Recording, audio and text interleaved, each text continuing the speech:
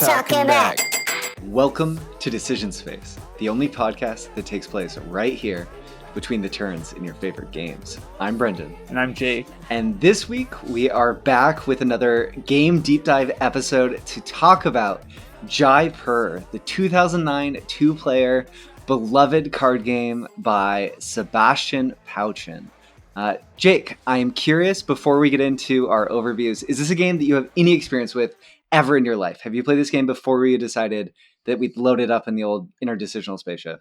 Nope, I've only played this online on Board Game Arena. So keep that in mind as we go into this conversation. Amazing. And this is great. So I own this game and I've owned it since around 2014. So I picked it up around 5 years after it came out, and it had a really good reputation when I bought it. It's a game that my wife and I played a bunch and then drifted away from. But before saying more, Jake, let's get into it. I want to hear your synopsis. All right.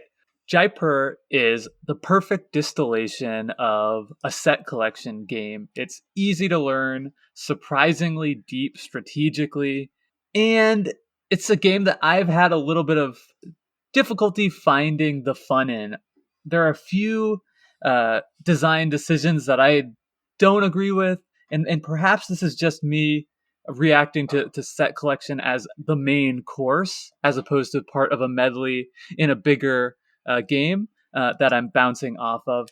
But for me, I'm giving this game just a 5 out of 10. It's a game that's pretty easy for me to kind of take or leave. Kind of like the brown cards or the green cards. Okay, my synopsis. Jaipur is like a sleight of hand trick. Its core design ethos is to subvert the numbers on cards trope. To do so, it transposes the numbers onto rupee tokens off to the side. This clever twist is a real charmer, like a simple magic trick, and it offers the game's decision space a more consistent feel, enabling cutthroat tactics as players strive to gain tempo and undercut their opponents. Though something of the magic of card games, that possibility of errant randomness producing interesting moments, melts away, leaving something to be desired when you understand the method behind the sleight of hand. 6 out of 10. Wow, I'm surprised. I thought this was going to be one that we were very far apart on. I'm so excited. I would have guessed that you would have been like a 9 on this one.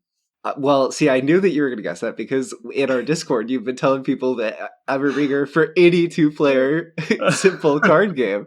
So I was excited going into this to sort of subvert people's expectations. And I think a lot of people seeing this will expect that we really enjoy this game. So we should be in for a really interesting episode, knowing that yet another week in a row, we're tackling a game with qualms. Yeah, let's get right into it. Awesome. So this, as I said before, is a game designed by Sebastian Pauchin. He is the designer of other games like 38 other published games, which I think is amazing. That's a huge ludography for any designer to have. And I would say Jaipur is by far his most well-known and most celebrated game. As of this recording, it is the 141st ranked game on Board Game Geek of all time, which is really impressive for a card game where Board Game Geek skews heavier, and also even more impressive for a two-player card game. Not a lot of board games come out that are just specifically targeted at two players and do as well as Jaipur does. He's also designed some other games like Corinth, The River, Metropolis, and then Skyrise, which is a reimplementation of his game Metropolis, which is coming out this year. A lot of the games that he's designed have beautiful, beautiful art, and I would say Jaipur included in that. And I always like reading the tagline if they're included on Board Game Geek. So the tagline here is, trade and sell goods to become the most wealthy merchant in the short game for two. Okay. Yeah, absolutely. And I think also important to note with this game is just the way people revere it in the board game community. When I first really delved deep into this hobby in 2015, it was, and I'm like looking at lists, best games, best two-player games. Jaipur is coming up over and over again. And I still think that's the case if you're, on Reddit, on the board game group, or you're on Facebook in one of the bigger board gaming pages, and you see people asking for, suggestions for games to take on a trip, games to play with a partner. Like Jaipur is like omnipresent on those lists. Yeah, it's almost like the default couples game that gets recommended, maybe along something like Patchwork. And it's probably the simplest one. And I feel like part of that, I don't think we'll reserve too much time in our discussion later on, but I feel like a huge aspect of that is the production design of Jaipur is just gorgeous. I don't know, since you haven't played it in person, Jake, I can tell you I should have brought my box up here and showed you. I thought about it. I was going to drop the chips on the table. The chips are just cardboard. They're not anything that, they don't have a splendor quality, but they're nice. They're fun objects. And I think bringing the little chips for each gem type, and the camel tokens, there's lots of little bits that feel nice. There's a really, the box is longer than a lot of card game boxes. A lot of card game boxes are sort of that, like two to three aspect ratio square. This is more like a 16:9 aspect ratio, has a really nice pink insert. I think there's an even newer edition that's even nicer than the version I have, but all you need to know, the production and the presentation of the game is beautiful. The art is all pretty good. I think that has translated. It's like very pleasant and nice, and it's graphically, it's not cluttered because all of the numbers and all the graphic design is off to the side on these tokens. Yeah. I mean, it does come through in the implementation online as well, right? Everything is super clear, easy to follow, and nice to look at. So I can only imagine, as these things are, much better in person. And there's cute camels. We'd be remiss not to mention the cute camels. But I think with that, let's get into the rules overview, which basically Jaipur is so simple that I'm going to teach you the game in under 2 minutes. So let's get into it.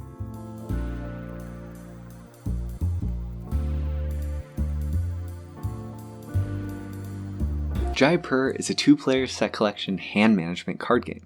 Jaipur's deck consists of 55 goods cards of 6 different types and 11 camel cards. Each turn, the player is offered a simple decision: collect, trade, sell, or take all available camels. To collect, players take one of the 5 available goods cards from a face-up market display and add it to their hand. To trade, players swap any number of cards from their hand with an equal number of cards in the market, or do the same using their camels from their available herd, a pool of face-up camel cards not kept in the player's hand. To sell, players sell one or more of the game's base goods, cloth, leather, and spice, or 2 or more of its higher order goods, gold, silver, and diamonds. But only goods of one type may be sold each turn.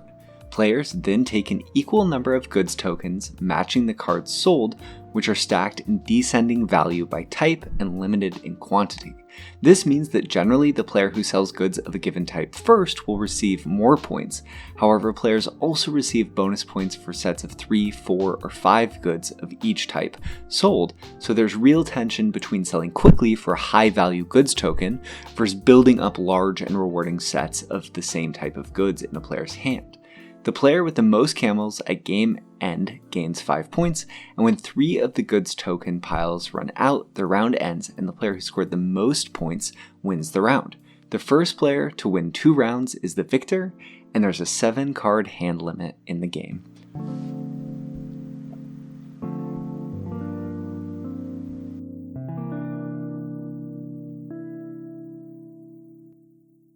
So we're back from that rules overview, and as we always like to do in decision space is talk about the decision space of a game and characterize it in its size, type, feel, clarity, any number of the lenses that we've talked about in many of our What We Talk About episodes. Pull those out and use them to deconstruct the game and talk about what sort of sets the decision space apart or what doesn't set apart as much. Jake, do you want to tackle this task on the outset? So I think that perhaps the best thing about Jaipur for me is the way that it pulls off outsized decision space for what you might expect for such a simple game. Really there are only 3 things you can be doing on your turn, as you've just explained in your rules overview. But the impact that they have on the game, the way they impact both your strategy of what you're trying to achieve, the tempo of the game, what they could be taking away from your opponent, creates such a nuanced texture to the decision space where it feels like more often than you would expect, all 3 of those options on your turn are viable.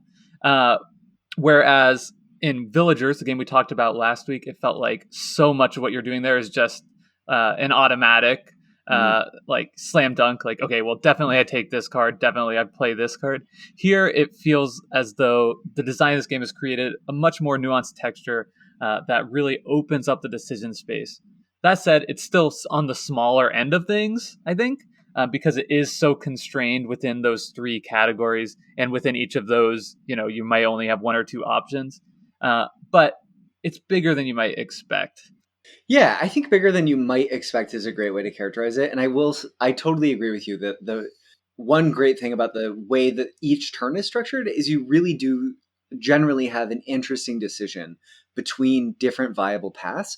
Though there are absolutely slam dunk turns, right? Like you'll have two of the jewel cards in hand and another one just flips off the top. And it just feels like, okay, if we were playing in person, you'd see me draft the tool jewel cards. You flip that after your turn. You just pass it to me, and then you take your next turn. Like stuff Right. like that. It's just so clear what's going to happen, and I think those moments are more feel bad in some ways than exciting for me I when I've played the game. I totally agree. I think a lot of that interest is coming in these in between turns. Like you're waiting for that one gold card you need, and it's trying to figure out like what to do in the interim of like before you get what you're ultimately needing. Hopefully, what can you do to either maximize the best out of a bad situation, or delay or stall to force your opponent to be the person to reveal the next card. And there's a lot of intrigue, I think, in there. And there is drama too whenever a card gets flipped. So to be fair to this game, it definitely creates interesting decisions and a lot of drama for me. Um, I think like when you get down to the type of the decision, so like moving away from the size and the type of the decision space, do you think this is a static decision space Mm. game? I think it's a punctuated waning decision space game just because there's known probabilities that are shrinking over time. So the what could come out of the deck becomes more and more known the longer the game goes on. And then once basically the resource of the rupees are gone, three piles of those, the game is just over. So I think it's more of a waning with a very static turn structure stapled on top of it. What do Right. you think? Yeah, that makes sense. I guess it definitely does wane over time to the point where you'll have no choices, but it still has the first turn you have of the game and the last turn you have of the game, like your decision space, or maybe up until that very last turn, your decision space is going to be very similar, to the point where maybe tax if we want to do the taxonomy of the game, it is overall waning. I think like the effect of playing it, like the type of decision space, it feels static. It feels like you're doing the same thing and have the same type of options on every single turn of the game. I definitely think that that's fair, especially because I don't know how do I think that you're sort of coming off the how similar all the decisions feel Right. in characterizing the decision space. So even if you're picking different cards, like it in some ways the difference between the higher order goods and the lower order goods, there are differences. The silver tokens are all worth 5. The gems are worth 7 at the top of the pile and less later on, and same for gold. And then lower in the lower order goods, the first goods sold of each type can be quite valuable and then less, but they all feel somewhat the same. And I think because the numbers, I say that this game is a subversion of the numbers on card genre, because in so many ways it feels like someone, when this game was designed, it could have started as a numbers on cards game where you literally print the rupee values on cards. The system works exactly the same, except when you sell cards, you just get the points printed on the card, and instead of there being all of the browns are the same value and the value comes from when in the game they're sold, it's individual brown cards are worth 111, one is worth 4, one is worth 3, one is worth 2. I think Jaipur ends up being a more interesting game because of the decisions that it made, but I don't know that it ends up being a more fun game because of those design decisions. And I think that's what both Jake and I were trying to get at before. And it's also what makes, I think, this game so fun the first 5 times you play it, or the first 10 times you play it. And what holds it back in its post 5 or 10 plays, because it starts to feel really samey. every time you draw a brown card at the start of the game, its value is about the same because it's tied to the top gem on the stack. Yeah. And when you get into many plays of this game, right? I do think there is enough, intrigue in the decision space. You have enough maneuverability in the way you proceed throughout the game that there is enough of a skill ceiling to keep it interesting. But the feel of making those choices in the game, especially for a novice player, I haven't even played this 10 times yet. Um, it's really difficult to identify like where in the game things went right or where things went wrong. I just we come to the end of one of these punctuated rounds, and I win by a few points, or I lose by a few points, or I win by 20 points, and it's like it doesn't feel like I've done much different to navigate to that outcome, over the course of those plays. It's like I know there's a lot there, but it's hard to, I think, like immediately grok as well. What about the design do you think encourages that within like the decision space? Like why in Jaipur do you feel like the is it feedback? Is it a problem of feedback? Is it the way the cards? Is it the randomness in the system that's occluding some of the potential feedback? I think it's that there's enough hidden information in just the initial cards that you're dealt, because those are going to be the most important cards for you to score, because those are the ones you're getting early. As you mentioned, points are so front loaded in this game, especially in the bottom tier of cards, that there are times in the game where it feels like the right move is selling just a single leather because your opponent is likely having that and being able to take away that, highest point value of 4 from them is going to be a big swing in the game. But you could be totally misreading the situation because the leather cards are at the bottom of the deck, and it's just a swing and a miss in terms of tempo. And I think that, a really skilled player is going to be able to better read their opponent's actions, know like what they're trying to do. And I think being able to like predict and anticipate your opponent's moves in this are going to be almost the only way you can gain an advantage over somebody. Yeah. And that kind of predicting, anticipating, reacting to your opponent are just, I think, in general, things that emerge out of repeated plays and games that are hard to access early on. Yeah, and it's why are you laughing at me? I'm not laughing at you at all. I'm thinking about the game. I think that was very succinctly said. Okay. I'm just thinking about how the game itself has set up this best of 3 format, and not a lot of games sort of in their rule book say you have to play this 2 out of 3 times, and that's a game of Jaipur. And I think that in playing it in any individual game, it feels fine. It feels like a contained game. It doesn't always feel completely fair. So I understand why they asked you to play 2 out of 3. But there's no relationship between these individual games of Jaipur that necessarily make that more or less interesting. You're just repeating the game another time, which I think is fine. Again, like, it's fine. I don't like that. And I think I had the exact same issue in Fox in the Forest, a game we've previously reviewed. You can go back and listen to that. It just feels to me like a design sort of cop out, where if it's fun enough to be a really quick filler game that encourages you to play a bunch of games on its own, I would prefer that. And you could just say, hey, like, let's play best 2 out of 3 here. All right, no, let's make it best 3 out of 5, because we're having fun doing it. And if the game doesn't encourage that on its own, it just feels like don't force me in the rule set to do that. It feels like a teacher saying, like, you're going to sit at this desk and you're going to enjoy reading this comic book. Yeah.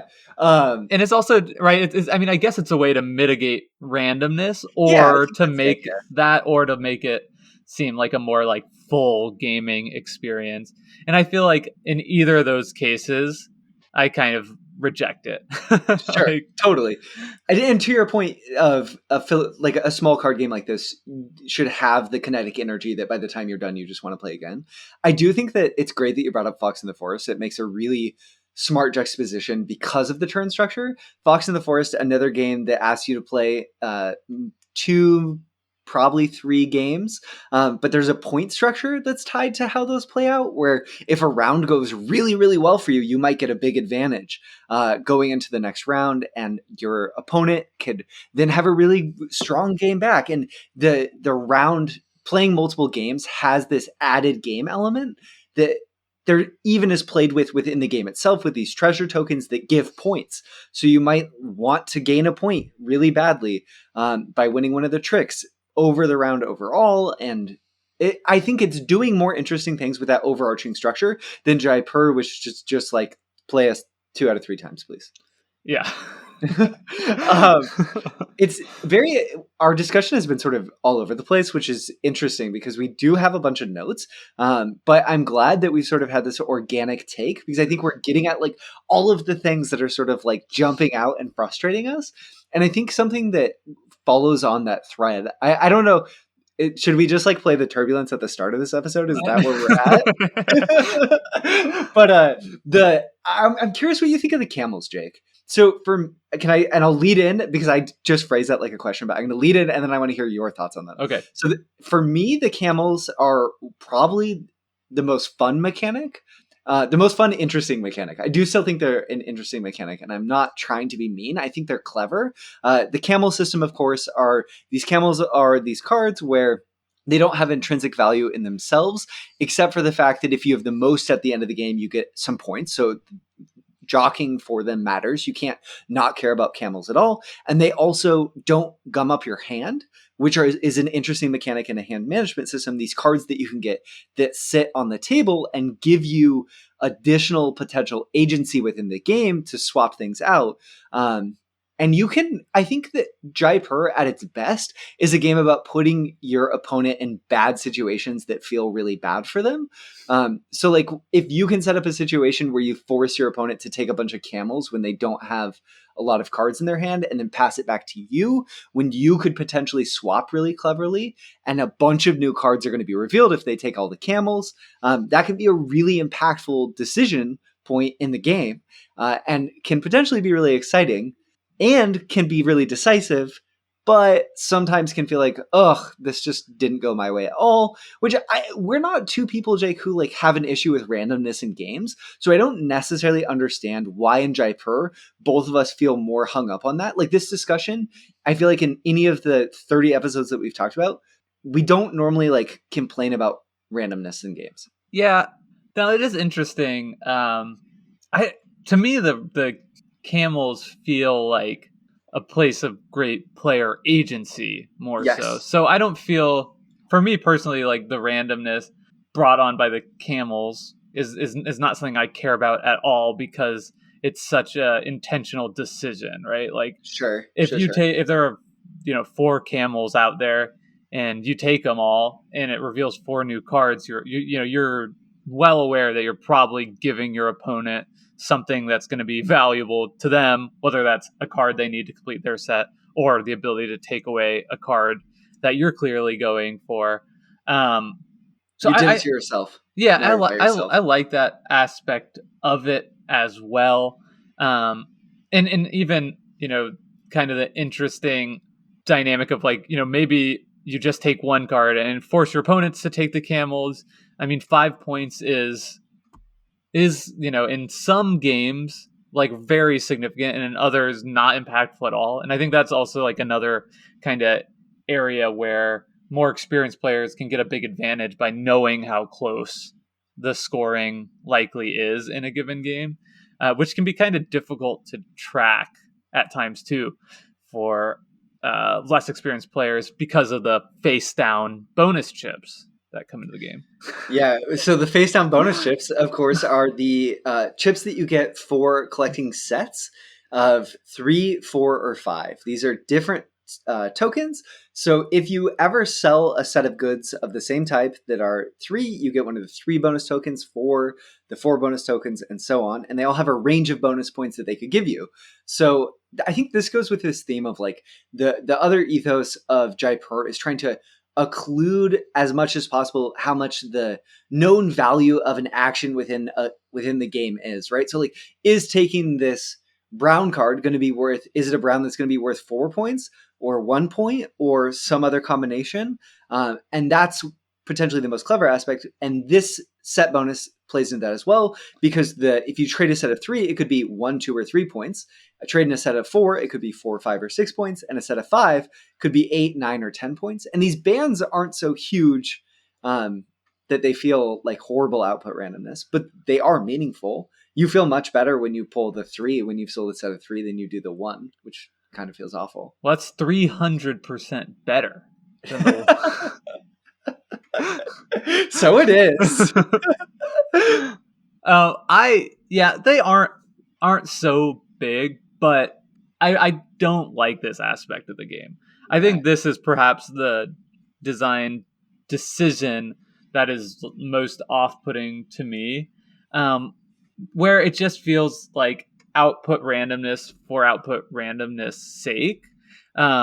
I guess, what it's trying to do is make the decision space feel fuzzier, or perhaps in some ways, if you don't know if you're winning or losing, that makes it more friendly at the face. But, I would contend it's actually making it much more challenging, right? And less welcoming to new players over time. But yeah, I don't know. Just the fact that like I can sell 3 goods and get 1 point, and you can sell 3 goods and get 3 points, it doesn't feel good to me. Like that just makes me feel bad, whether I'm on the winning or losing side of it. Yeah, like I didn't do anything to deserve this. You want to know how much your wage is when you show up for work. You don't want to show up and have it be $12 an hour or $15 an hour. Right. Have no sense of like, what am I getting paid today? Yeah, right. Like, oh, today's a bad day. I think that I feel like partially this is all of the things that you said, and then it's also Jaipur's a game with not a lot of uncertainty or a lot of unknown information. It's just the starting cards in your hand. So to me, it feels like another way of like, well, we don't want the actual card mechanics to play into this, so I guess we'll put it on these points. And yeah, it does, I guess, lower the skill chain a little bit. It's easier to get upsets in terms of beating people that are slightly better than you a little bit more often. That could keep it more interesting for 2 mismatched opponents, which could be important for a 2-player game, right? We talked about this in the Fox and the Forest a little bit. If you're much better than the one person you generally play a 2-player game with, that can get really frustrating because you can't really play it with them and both feel like you have an equal chance of winning. So I guess in that way, this design decision makes a little bit of sense. But I think Jaipur is doing that in other ways as well, with the way the camel swaps can work. Even though you do have a lot of agency, you can also just get bad luck, or just the way that cards flop off the top when you take 1 good, right? Yeah. There's enough randomness elsewhere that it doesn't feel like it needs to be here. Yeah, and it also really confounds the calculations that go into deciding whether you should wait to try and complete a set of 4 versus 3, because that could be a 1-point difference. Whereas, going for a 3 from a 5 is always going to be a 5-point difference. So there's something really strange there where it seems like it does do something to incentivize going for the bigger sets much more than the middle set. I wonder why that decision was made. Like, I feel like I might like this a little bit more if a set of 4 gave 5, 6, or 7, and the set of 5 gave 9, 10, or 11. So it was equally spaced. It just seems really strange to me, and it muddles that decision so much that it almost feels to me in many cases like I just put my hands there. It's like, should I just sell these 3 now, or should I, try and wait? Because I don't know. It's tough. Yeah, it's a really interesting valuation. It feels like a ripcord in some ways, as sort of a parachute. Like you're going for the 5 and it doesn't happen, so the game's just going to punish you for something that's already bad for you in some ways. Right. Which great. That's a nice piece of negative feedback that it probably doesn't need. And it's interesting. And maybe this is a good time to talk about the two-tiered goods system because it kind of plays into the set collection. So that, of course, being that there's three goods that are of the higher order goods: gold, silver, and jewels, which you always have to sell as pairs of two or more. But they're harder. There's fewer of those cards in general, or the lower order cards, which you can sell just one of to kind of kick your opponent's feet out from under them and take a nice little swing at the top chip if you think they're already invested in them and take some points away from them. But you're more likely to get larger sets of those, but those sets are going to be less valuable. I wonder if maybe this is a way of sort of restraining how much potential impact the higher order goods would have. It's easier to get the lower order goods to 5 than it, and the higher order goods, it's very hard to get to 5, but sometimes you can get them to 4. And maybe it's a way of making the game, broadening the strategic depth there. I agree though that like I would like to feel how the game played if those different tiers were a little bit more aligned in terms of the point to effort ratios. Yeah, it's really interesting.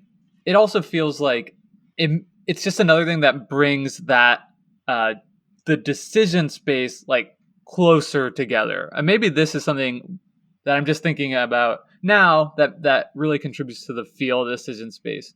Like the reason that all decisions on your turn feel viable is because like the value of taking them all is generally going to be like very close together. Like the game feels like it's trying to squish everything together, where it's like, yeah, the elite, the better goods are more valuable, but they're harder to get, right? So that makes it like closer again between like what type of good you should be taking on your turn when you choose to take or trade for goods. So yeah, so I mean, I do think that's like interesting in that it's like opening up the decision space, but it's also making that decision space feel smaller, like in that other way. Does that make sense? That totally makes sense. And I feel like that also plays into the round end timers. Another thing that I feel like makes the decision space feel larger, but takes away that you don't have a ton of agency over, because the 3 piles being sold being the end game condition. Sometimes you might sell a higher order good before, say there's 3 silver left. Maybe I'll sell just 2 silver to get that pile to 1. And then it puts Jake in a really weird position. So, and I've sold all my silver. I'm never going to pick one up off the table again, because now silver are worth half as much because you have to sell 2 silver cards to get that 1 token. So it's crap. It's not good anymore.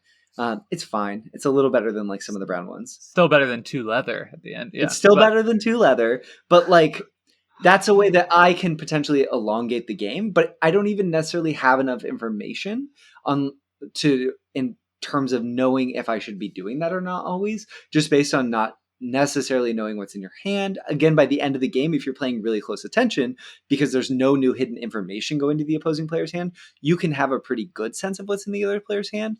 But if the game's pretty close, it's hard to know, like, do I want to push? Do I want to make the game go longer in this way? Or do I want to just wait, try to get the 3rd silver and take that risk? There's interesting decisions there. They don't always feel as rewarding as I want them to feel. Right. And I think the, hidden discs bonuses also plays into that, where you don't have a lot of agency over ending the game when you want anyway, because it's all going to come down to like when cards come out of the deck, right? Yeah. So you could say like, okay, I'm going to hold off and get 1 more silver because then I'm just going to like end this quick. But then like that could just, there could be 3 silver cards stacked at the bottom of the deck, and you just get kind of hosed by trying to do that. And so you don't have a lot of agency over that. And then also like a lot of times you just don't know if you should be ending it, because it's literally unknowable, because like, well, if they I'm winning if they, pulled an 8 out of the 5 chip, but not if they have a 10. Yeah. So it's, again, it's like there is this cool dynamic. And I think that it's something, again, where a highly skilled player is going to be able to do a better job of, determining when they should be trying to end the game and when they should be trying to prolong the game, and do a better job of angle shooting so that they can increase their percentages of being able to end the game or not end the game when they want to over the course of the game. So I think it is doing interesting things of like raising the skill ceiling. But until you get there, when it's not doing a whole lot for my experience when I'm playing the game. A lot of times it's like, I think I should end it. Oh, cool, I can. So I will. But there's not a lot of like higher order, thinking that is like getting me there that I'm doing anyway. Yeah, I guess most of that just depends on too, like, does my opponent have a lot of cards they could sell? If so, I should definitely just end the game. Is their hand empty and my hand is full? If so, maybe I should not end the game and try to squeeze out an extra turn. Yeah, I guess that's another thing where like the ability, maybe it just is how fuzzy the decision space feels in a lot of ways. And there's so many potential upsides to fuzzy decision spaces that can be really rewarding, right? We've talked about how we've talked about the difference between choices and decisions, right? And when you're making a choice being something that is not a real decision, and a decision being something where you don't know if it's the right path towards winning the game, and there's an equal toss-up between two or more choices. And I think that if you go too fuzzy, you do increase the amount of decisions, but they start to feel less meaningful. And I think that's where Jake and I might be feeling stuck. And Jake, maybe you've played less than 10 games, but I've probably played 50 games of Jaipur. I've played a lot of games of Jaipur. And I think if someone brought it to the table at like a coffee shop and said, "Do you want to play Jaipur?" Sure, I'll play a game of Jaipur with you. I don't know that I want to play 2 out of 3, but like I'll play a game. Yeah. Yeah, exactly. I mean, it's interesting too, and I wonder if the weight of the game comes into it as well, with just like the amount of fuzziness in a bigger, heavier game. I think in some ways, like it might be more palatable to me because there's so many different systems that I'm grappling with. I'm like trying to understand. My interest is being pulled in these different directions. It's like I want to try and get up this track, but also like I can't forget about this territory over here. And I'm trying to like collect these like gold cards on the side. But when all you're doing is set collection, and it's really fuzzy about how to best do this like one super narrowly focused thing. I mean, it just strikes me differently. And I think a lot of people, and it's not, of course, it goes on saying this isn't like an objective opinion about the value of this game. It's a game a ton of people love, and I think with good reason. But I think like for me, the fuzziness of the decisions combined with the weight and the mechanisms is like the whole package is just like leaving me wanting. Yeah. So now that I feel I've almost said everything that I have to say about Jaipur, but something I do have to say that's very topical is the last time we covered a top 200 game and we weren't super positive about it, you titled it Terraforming Mars, Brendan pans it. So are we going to title this episode Jaipur, Jake pans it? Yeah, I can do that. Yeah. Okay, here's another question. I think we'll get at the heart of how we feel about the game. We have 2. How about Jake eviscerates it? Take it. Do you have more to say?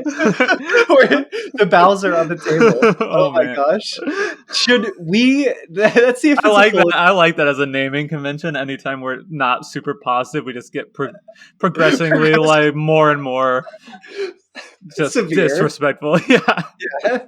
So what about we have 2 games, async games on Board Game Arena of Jaipur going. We're in our first game. We haven't even finished yet. We've never done this in an episode. Do you want to continue those games or do you want to abandon them? I would continue playing them because they're so quick. It takes, no time to take your turn. I will say too, like the games that I played of Jaipur real time are much more satisfying. So much better. I think like we should just put that out there. There are a lot of great games that we enjoy playing async, and Jaipur is not one I would ever choose to play async again. Because of, and I think that just has to do with like the weight and how much it's like important to like hold information in your head. Definitely. And also just the implementation on Board Game Arena wall is perfect for Real time. real time play. It doesn't have like a log, so I couldn't even like look and be like, "What did you take last turn?" So it's like in some cases I have like zero clue what you're going for, or what you might have in your hand. So like not really playable asynchronously. I mean, I'll keep playing them because the opportunity cost is so small, but that's probably worth pointing out. It might honestly be coloring my opinion a little bit in this review too. We'll bump it up a little bit. And to be fair too, I've played many non-async games, so I don't think that my impression of Jaipur is being too clouded by the async games that we've been playing. And I've also played a bunch of real-time games on Board Game Arena also. When Jake and I, a few months ago, I floated the idea of covering the game to Jake, and I went back and played some real-time games to kind of grind the ladder there, and kind of just was like, yeah, I feel the same way. But I agree. How is there no log? Like what? Yeah, there should be, and that just seems like an oversight. But I think too, like one thing that other people have pointed out in our Discord is that like Yukata is great for async, and it seems like almost like their implementation is like tailored to that in many ways. Where like Board Game Arena is really trying to create these games that are better for the real time experience, and I do think that kind of holds in most of my experiences playing primarily on those two platforms. So kind of pro tip there, if you're ever interested in exploring async games, maybe check out Yukata for that, and online board game or real-time Board Game Arena is just really fantastic and stepping their game up lately with tons of awesome new offerings. And I guess with that, with Jake laying all of the cardboard chits, torn apart rule books, and staples on the table as he's eviscerated Jaipur. Just pounding my chest right now. I think that is going to conclude another episode of Decision Space. Pre-planners out there, I would like to let you know that next week is going to be a What We Talk About episode. We have like a few things that are potentially going into the nav computer that we could be heading in different directions in. So I'm not going to spoil it just yet. There might be another voice. There might not be. A guest on this interdecisional spaceship. After that, we're going to be covering Imhotep at some point. I don't know if it'll be the game directly after. That'll be fun. I can't wait for that one. It's totally a Phil Walker Harding game that we very much enjoy. And then a PWH joint. Yes. Paul Solomon probably going to join for that episode. We'll get Paul back on as he's the honorary fan club president for Paul Walker Harding. I feel like other news, A Feast for Odin just added to Board Game Arena, a game that Jake has talked about on the podcast a lot. And when I haven't had the chance to play offline, I could see us covering that at some point in the future. I don't know what you think, Jake. Yeah, absolutely. I just heard that today. I'm really excited to check that out. Maybe somebody who has alpha privileges can send me an invite. Also Praga Kaput Regni by the designer of Underwater Cities. A decision space favorite is up on Yukata. So maybe Brennan, you might want to think about learning that one, because I'm halfway through a couple of games of it now and really enjoying it. So there's as always, there's so many great games on the back burner. Yeah. Oh no. I started trying to read the rule book when the baby was first born, and I got like halfway through it. I was like, I don't know what I just read. Yeah, I can't do this. I had to watch a rules video. And was it okay? Let's play a game. More than 10 minutes long. Oh yeah. More than 20 minutes long. Oh yeah. More than 25 minutes long. More than 30. I think more than 35. I think more than all of that. I watched what I did was. And what I would recommend is I watched the John Gets Games playthrough of it, where he does a really great job of explaining how to play over the course of playing a game, which really, for like a heavy game like this, helps you visualize and like internalize the rules in a way that, like, after watching that video, I was able to like hop right on and start playing no problem, which is rare if I only watch like a how to play video. Definitely. His video got me through learning Underwater Cities, which is actually not too complex. It's a lot, but just like Underwater Cities, once you get into it, it all has like you grok the internal logic of the game really quickly. So potentially be on the lookout for that. And Follow us. You can find myself, Brendan Hansen, on Twitter at BurnsideBH, and Jake Friedman over here on Twitter at JakeFRYD. We also would love to hear from you, so you could join our Discord, our Decision Space Discord, where interesting conversations are happening all the time, and where async and real-time games are being played, of many of the games we talked about on this show and others. And thank you to Hembry for our intro and outro music, their new single, Reach Out. Thank you so much for catching me as I was reaching out there, Jake. Have a good week, y'all. Take care. Bye.